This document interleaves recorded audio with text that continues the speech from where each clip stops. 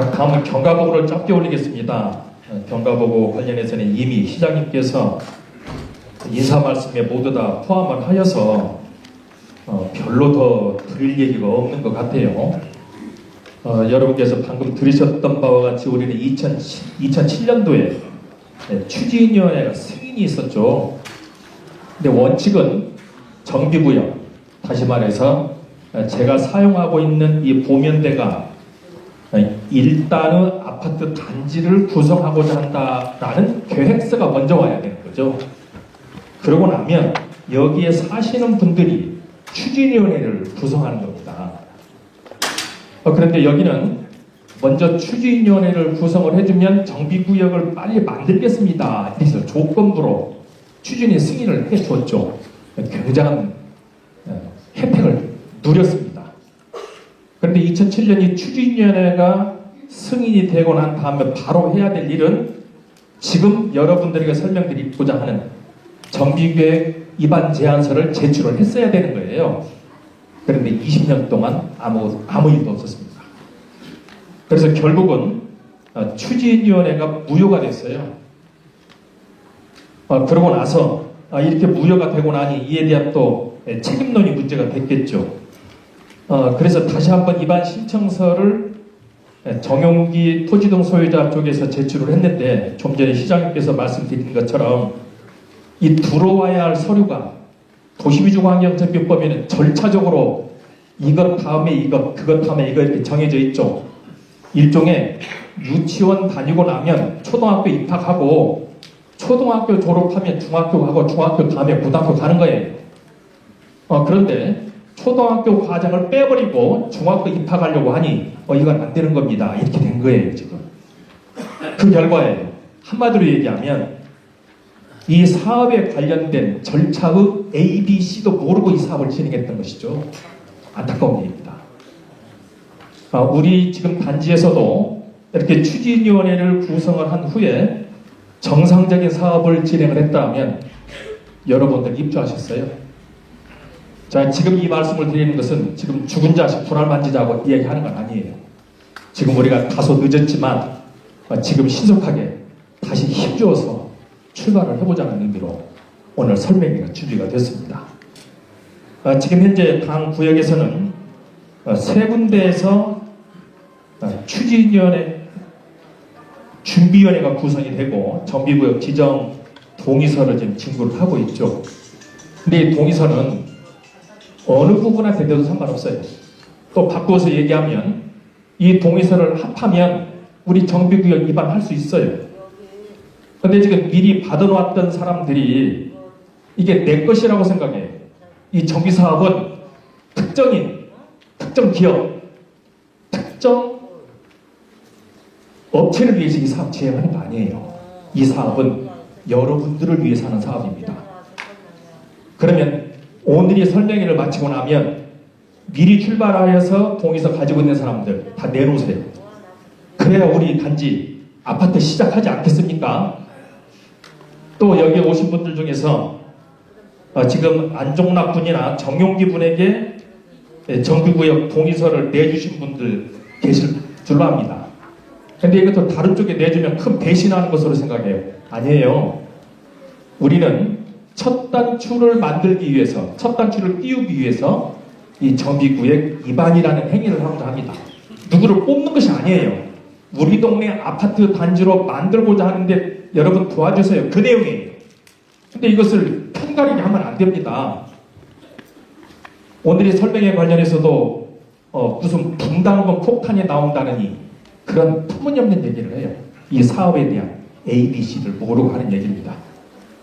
자, 그래서 그런 자세한 내용들은 설명의 내용에서 살펴보기로 하고 오늘의 설명회를 하는 이유는 여러 번 설명 올렸듯이 우리 구역이 우리도 남부럽지 않게 잘 살아보는 동네를 만들어보자는 그런 의지를 가지고 오늘의 설명회를 진행하도록 하겠습니다.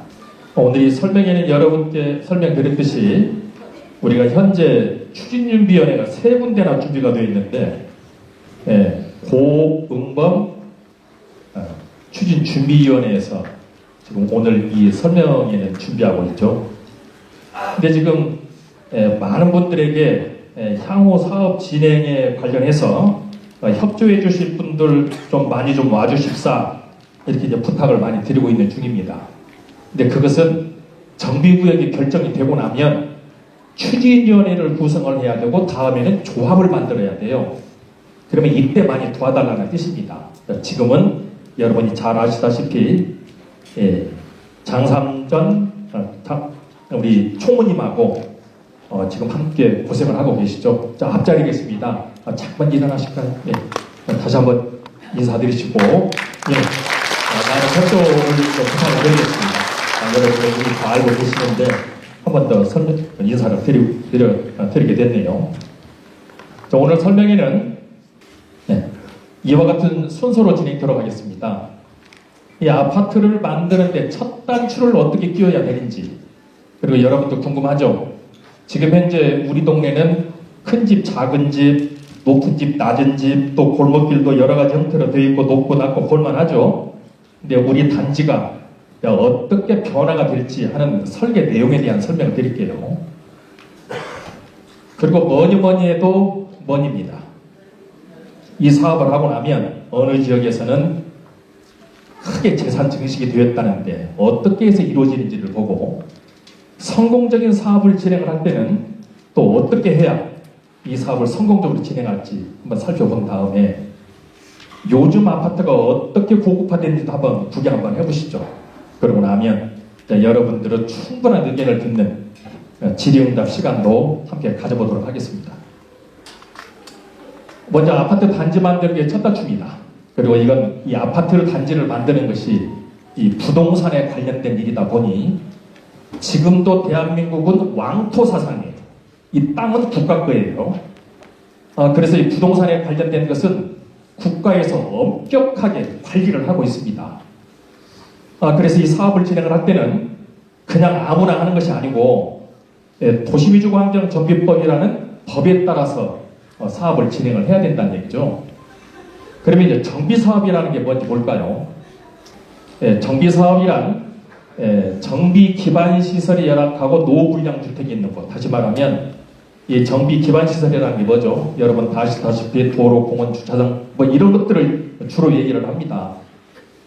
뒤에서 또 사진을 한번 보겠지만 우리 동네 만일의 경우에 큰 비가 내리거나 지진이 발생이 되거나 화재가 발생이 됐을 때, 또 심지어는 야간에 우리 가족 중 누군가가 갑자기 앰뷸런스를 불러야 될 상황이 될 때 편안하신가요? 그렇지 못하십니다.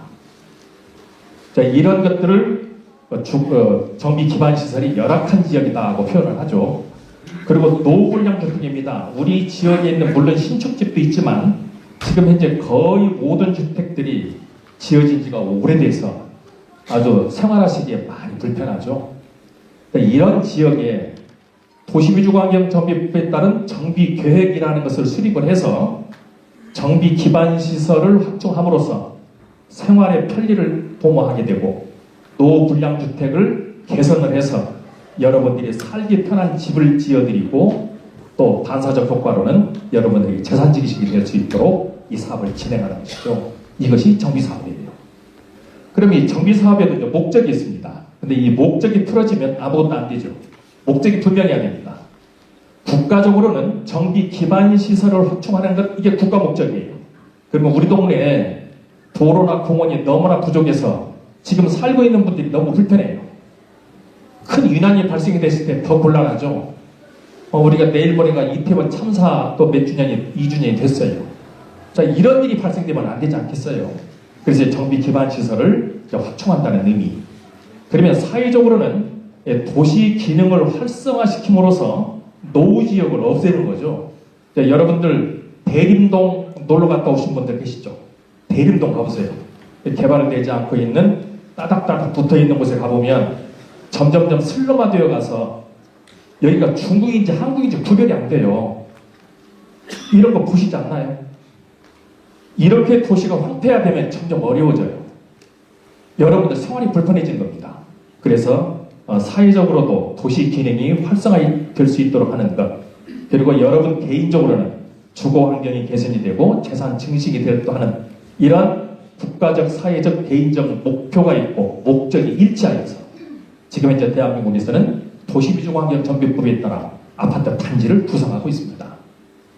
현재 인가되어 있는 조합은 4,000개 정도 되죠. 여러분은 지금 아주 뒤늦게 출발한 겁니다. 그런데 도시미주환경정비법이 만들어질 때 그냥 만들어진 건 아니죠.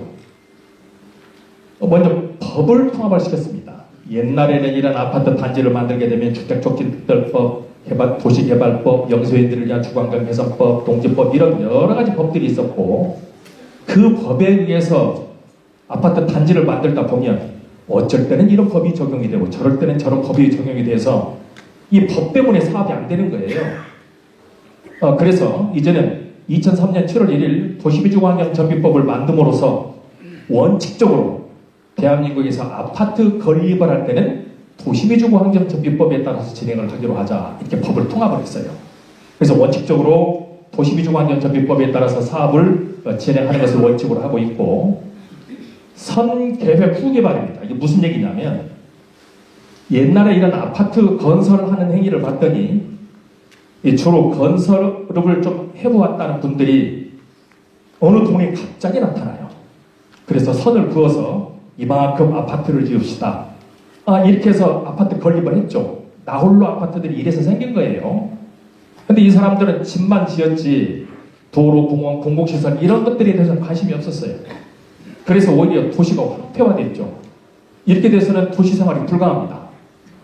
그래서 국가에서는 먼저 계획이 수립된 곳에서만 아파트를 개발하기로 하자. 이게 원칙을 정한 겁니다. 그러면 지금 현재 우리 일부역이 해지된 것은 먼저 계획이 수립이 되고 추진위가 설립이 되고 조합이 설립이 되고 사업인가가 되고 관리처분을 해서 사업이 진행이 돼야 되는데 이 정비구역 땅의 범위를 정하지도 않고 20년을 기다렸던 거예요. 그래서 이게 망가진 거예요 지금. 이거 우리 다시 세웁시다. 그래서 계획이 된 곳에서만 사업을 진행하는데 우리 동네에서는 이 계획을 수립하지 못했던 것 이제서 계획 수립하려고 합니다. 그리고 세 번째로는 경영 투명성이죠. 흔히들 이런 사업을 진행을 하게 되면 이렇게 얘기하죠. 조합장이 이 사업이 끝나고 나면 아파트 10채가 생긴다더라. 총무이사를 하면 아파트 4채 생긴대. 뭐 이런 얘기해요. 근데 그런 말을 하는 사람이 본인이 조합장이 되면 그러고 싶은 거예요. 그럴 일이 없어요. 모든 자산은 공평하게 분배되도록 되어 있습니다. 뒤에서 한번 볼게요. 그리고 또한 업체를 선정할 때는 과거에는 이런 사업을 진행을 할 때 적당히 조합장이 아는 사람이 와서 전기공사도 하기도 하고 장판도 깔기도 하고 벽지공사도 했어요. 이제는 안 돼요. 도시미주환경정비법에서는 정비사업 계약 처리 기준이라는 규정에 따라서 모든 업체는 공개경쟁 입찰로 뽑아야 하고 계약서는 공개하도록 되어 있어요. 이 과정도 공개해야 돼요. 그래서 이제는 업체를 선정하면서 무슨 검은동과 유착했다 그런 일 없습니다. 요새는 이런 것들이 말끔히 정리가 됐어요. 이제 그런데도 불구하고 가끔 1년에 한 번 정도 사고 나요. 정말 나쁜 사람이에요. 그 사람은. 나쁜 사람이죠.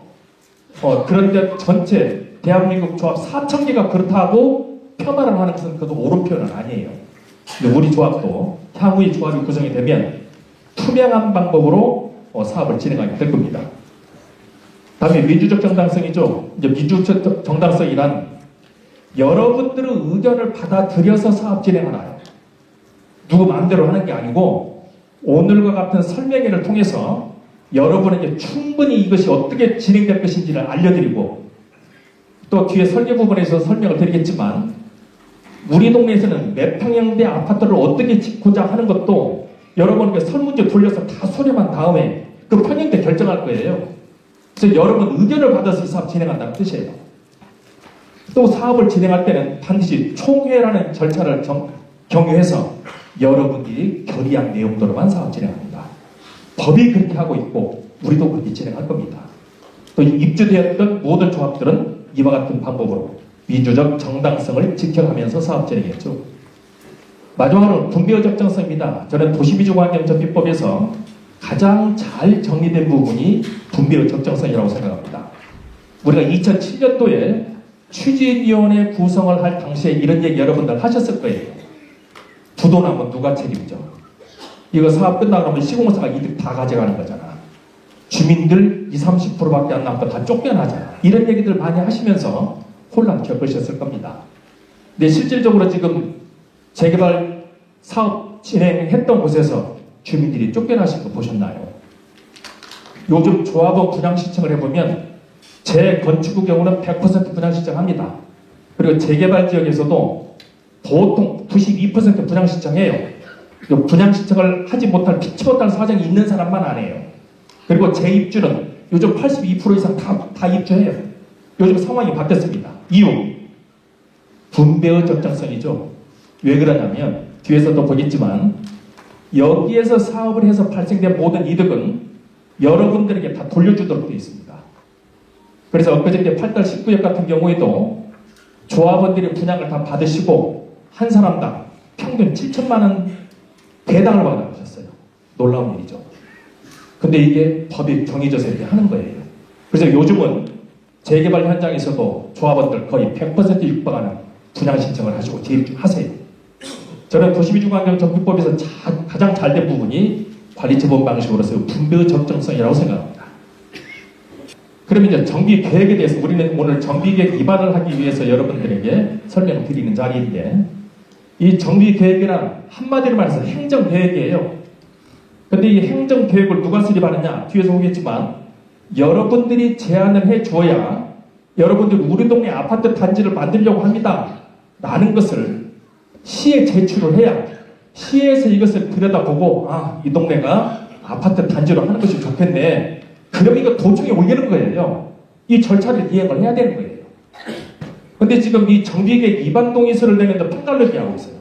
지금 추진위원장을 뽑습니까? 조합장을 뽑습니까? 그거 아니에요. 우리 동네 아파트 단지 만듭시다. 그 얘기 하는 거예요. 그래서 현혹되지 마세요. 여러분 재산증식할 목적으로 범위를 정하는 겁니다. 그러면 요건으로는 집이 얼마나 노후됐는지, 또 접돌 2m 이하 되는 도로에 접해 있는 수가 얼마나 되는지, 사람은 몇 명이나 사는지, 이런 것을 기준으로 해서 아파트 단지로 결정하게 되죠. 근데 우리 동네에서 이상한 얘기 나오죠. 무슨 조그마한 토지가 짜작짜작 있어서 재개발 사업을 진행한다는 등 이상한 얘기예요. 거짓말이에요. 국가에서 이런 아파트 단지를 구성할 때의 법적인 규정은 노후도, 접도율, 호수밀도 등이 정해져 있습니다. 그 사람들이 말하는 기준에 의해서 정비구역 결정하는 거 아니에요. 이 정비구역을 결정하는 그 요소가 무엇인지도 몰랐기 때문에 지금까지 이렇게 아무것도 않고 있었던 겁니다. 이런 사람들한테 여러분 사업 맡기겠어요?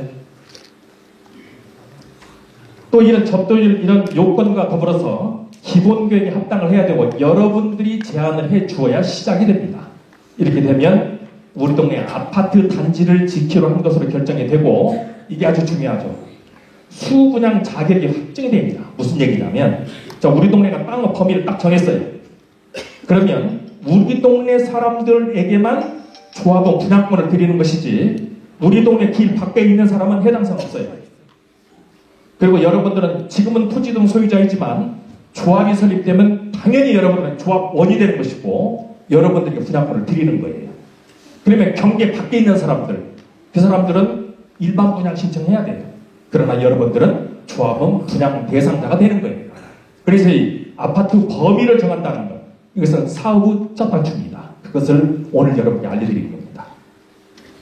그런데 지금 여러분들에게 갑자기 이제 주민 제한을 해야 된다는 설명을 여러 번 드렸는데, 옛날이라고 해야 도시미주환경정비법이 2003년에 만들어졌을 때는 국가에서 이 정비구역 수립을 다 했어요. 도시새마을 운동을 시작을 하면서 전국적으로 전부 다 정비구역이라는 결정을 해서 여러분들 아파트 단지 구성해보세요 이렇게 알려드렸어요. 그런데 이제 이게 두 바퀴가 돌아갔습니다. 그랬더니 이제는 아파트 단지가 된 것도 있고 아직 안 된 것도 있어요. 그러면 아직 아파트가 안 만들어진 곳에서는 주민들이 제안하세요. 법이 이렇게 바뀐 거예요. 그래서 이제 여러분들도 제안을 해주셔야 돼요. 우리 동네 아파트를 만들고자 합니다 라는 동의서를 내주셔야 관에서 검토하고 우리 구역을 아파트 건설하는 땅으로 하겠습니다라고 결정을 해주는 거예요. 그래서 여러분들은 지금 현재 제안을 해서 우리 동네 아파트 단지로 땅을 바꿔야 되는 겁니다. 그리고 땅을 바꾼다는 것은 뒤에서 설명드리겠지만 용적률을 높여서 사업성을 높인다는 의미도 있어요. 뒤에서 보겠습니다. 그런데 정비구역 수립 절차를 보면 금방 우리 시장님께서 설명을 드렸는데 이제 여러분들이 조금 참고 기다리셔야 될 것이 이 정비구역 동의서를 내주고 나서 제출을 하면 그 다음날 결정되는 걸로 알아요. 그건 아니에요. 보시는 것처럼 동의서 제출을 하고 나면 이제 기초조사를 합니다. 우리 동네 땅은 정말 규격이 맞는지, 남녀 성비, 또 수입 구조, 또 건축물의 구조 이런 걸 다 조사를 해요. 그래서 반에서 정비계획 수립을 하는 겁니다. 그러면서 여러분들에게 통지를 한 다음에 공람을 거친 다음에 시의견을 맞춰서 이 절차를 다시 한번 도에서 하는 거예요. 그리고 나서 고시를 내줍니다. 이 고시란 사법고시는 행정고시가 아니고 이게 행정계획이라고 말씀드렸지 않습니까? 행정계획이 법과 동일한 효과가 있다라고 발표하는 것을 고시라고 해요. 그러면 여러분 땅은 이제 아파트를 건설하는 땅으로 변경이 됐다. 그 뜻이에요. 이게 없으면 한 발짝도 못 나가요. 이게 첫 단추입니다. 그래서 오늘 여러분들에게 그 설명을 자세히 드리고자 하는 내용이죠. 이 기간은 통상 시장님께서도 말씀하셨지만 1년 남짓 이 정도 시간이 걸려요. 왜? 이 과정을 다 경유해야 되니까 그만큼 시간이 걸리지 않겠어요. 그래서 우리 추진준비위원회를 응원해 주세요. 그러면 자주 찾아가서 우리 동네가 더 좋게 될 수 있는 것 제안을 하고 이렇게 진행이 될 겁니다. 그런데 이제 행정계획에 대한 얘기가 나왔으니 살펴보면 여러분 집은 3번의 행정계획에 의해서 집이 완성이 됩니다. 지금 우리는 정비계획을 수립하려고 하고 이 정비계획이 끝나면 사업시행계획, 사업시행이 끝나면 이제 관리처분계획을 해요. 그럼으로써 이제 여러분 집을 이제 착공을 하게 되는데 딸기원 그러니까 2단지죠. 관리처분 인가되고 이 사람들 다 이사가서 이제 착공하려고 하고 있어요. 우리도 그럴 뻔했죠. 근데 아무것도 않고 있다 보니 우리는 지금도 아무것도 없어요. 이제 오늘 이 설명을 끝내고 시속하게 진행하시죠. 자, 이것은 이제 전문가들이 알고 있어야 될 내용인데 우리는 지금 계획 단계에 와 있다는 것. 자, 그러면 이 사업은 누가 할까요? 이제 시행자란 이제 행위자를 얘기하죠. 누가 할까요? 원칙적으로 이 아파트 개발 사업은 국가나 지방 행정청에서 할 수도 있어요. 공사에서도 할 수도 있습니다. 신탁사에서 지정개발자로 할 수도 있어요. 또 시공건설사와 공동으로 사업을 진행할 수도 있습니다. 그리고 조합에서도 할 수 있어요. 근데 저는 여러분들에게 조합 방식으로 하시라고 권해드립니다. 그 이유는 예를 들어서 공사에서 일을 했어요. 아파트 다 지어놓고 나면 자, 이 입금 어떻게 할까요? 일한 사람이 가져가야 되는 거 아니에요? 당연한 거 아닌가요? 시공건설사하고 공동시행을 했습니다. 나눠먹기 사업을 하기로 했습니다. 그러면 이득금 나오면 시공사하고 논아야 될 거 아니에요? 옛날에 시공건설사하고 공동시행 방식으로 사업을 하다 보니 조합원들이 20% 30%밖에 안 남았어요. 그래서 요즘은 이 재개발 사업을 진행할 때는 조합 방식으로 대부분 사업을 진행합니다. 그 이유, 이 사업을 마치고 난 모든 이득금은 조합원들에게 되돌려드리기 위해서 조합 방식으로 하는 겁니다. 그래서 여러분들도 정비구역 빨리 결정을 하시고 조합 방식으로 올라오세요. 그러면서 발생된 모든 이득은 여러분들에게 다시 돌려드립니다. 그러면 이제 조합이라는 데에서는 도대체 일을 어떻게 하는지 한번 잠깐 중요도에 따라서 한번 살펴볼까요? 자, 조합이란 그냥 사람들의 모임이 아니죠.